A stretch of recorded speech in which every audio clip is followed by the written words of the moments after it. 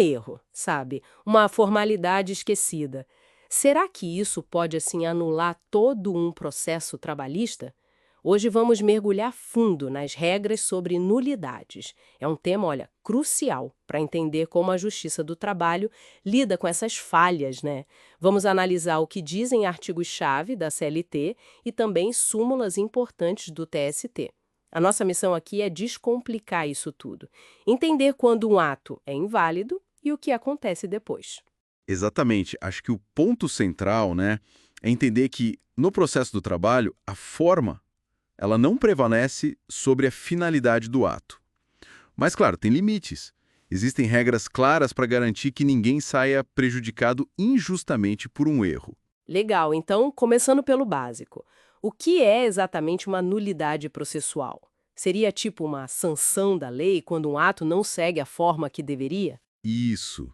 É uma sanção porque não seguiu a forma prevista. Mas é importante notar, o direito processual do trabalho tem uma visão bem prática, sabe? A gente chama de tendência instrumentalista. Ah, instrumentalista. E o que isso significa na prática? Significa o que está lá no artigo 794 da CLT. Olha só vai ter nulidade se houver manifesto prejuízo para as partes. Ou seja, mesmo que um ato tenha um defeito formal, se ele atingiu o objetivo dele e não prejudicou ninguém de forma clara, evidente, ele pode ser mantido. Entendi. Então o foco é se houve prejuízo real. Exato. A falta de prejuízo comprovado acaba funcionando como um escudo, né, contra a anulação do ato. Interessante essa visão prática. E quem é que tem que apontar essa nulidade? O juiz vê o erro e já anula? Não, a regra geral não é essa. O artigo 795 da CLT diz que são as partes que precisam alegar. E tem que ser na primeira oportunidade que elas tiverem para falar no processo, seja numa audiência ou numa petição por escrito. Ah, então a parte que se sentiu prejudicada tem que levantar a mão e falar. Isso. Em regra, o juiz não age de ofício por conta própria, para reconhecer a maioria das nulidades. Mas você disse maioria, tem exceção. Tem sim, e é uma exceção muito importante. Está no parágrafo 1º desse mesmo artigo 795. É a nulidade por incompetência de foro. Incompetência de fono seria tipo o processo está correndo na cidade errada. Exatamente. É quando o processo tramita no lugar geograficamente errado, essa nulidade é considerada absoluta, sabe? Tão grave que o juiz tem o dever de declarar de ofício, mesmo que ninguém peça. Nossa, essa é séria então. Muito séria. E aí, nesse caso, o parágrafo 2º diz o que acontece. Só os atos decisórios são anulados. E o processo todo é enviado para o juízo que realmente deveria julgar, o juízo competente. Entendi. Regra geral, a parte alega. Exceção grave, incompetência de foro, o juiz age sozinho.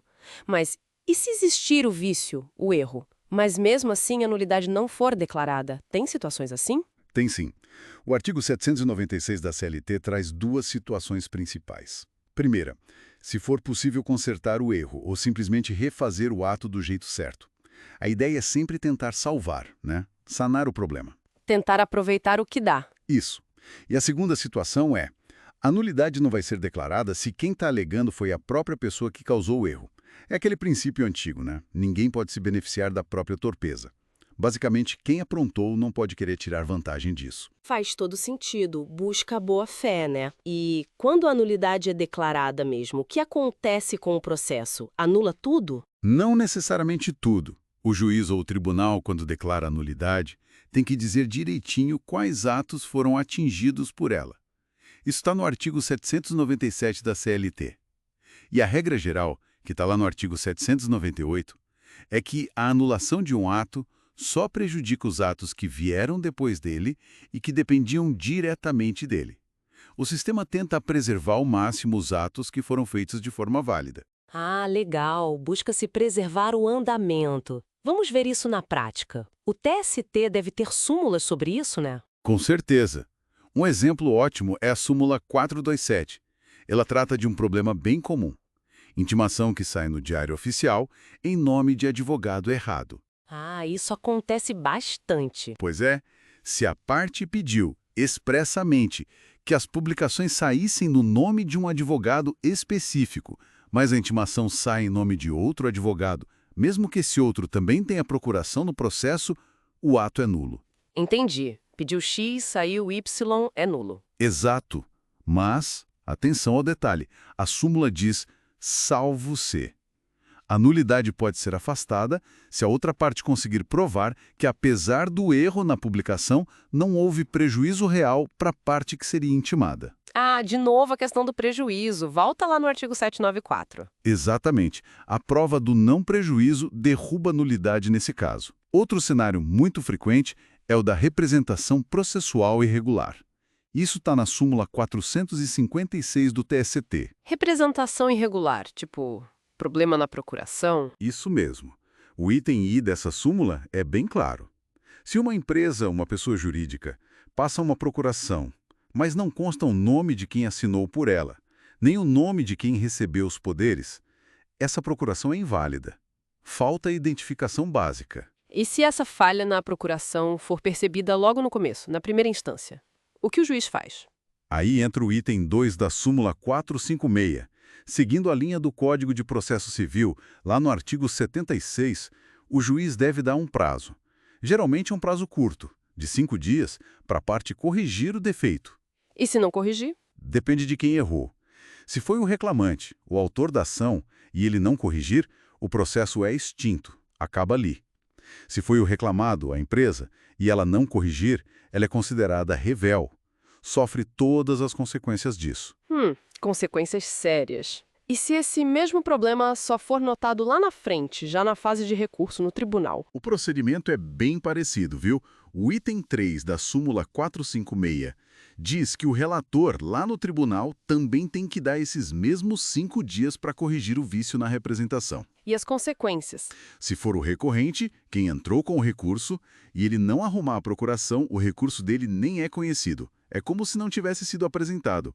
Se a falha for do recorrido, quem responde ao recurso, por exemplo, na procuração das contrarrazões, e ele não corrigir, as contrarrazões dele são desconsideradas, tiradas do processo. Nossa, então esses 5 dias são cruciais mesmo. Com certeza! Perdeu o prazo, a consequência processual é grave. Então, para resumir, o jeito que o processo do trabalho lida com as nulidades é tentando achar um equilíbrio. Por um lado, tem que seguir as formas da lei para dar segurança. Por outro, busca a justiça efetiva, evitando que um mero formalismo que não prejudicou ninguém de verdade trave tudo. E a chave parece ser o momento de alegar. E a chance de consertar o erro, né? Exatamente, o momento da arguição e a possibilidade de saneamento são fundamentais nesse jogo. Fica, então, uma reflexão, né? Qual o limite certo para o rigor formal? Onde é que a gente traça a linha entre garantir o devido processo legal, que é essencial, e não deixar que a burocracia excessiva impeça a solução do conflito? É um debate constante. Bom, para mais análises como essa, que ajudam a desvendar esses detalhes do direito, não esqueça, inscreva-se aqui no canal e compartilhe com quem possa se interessar.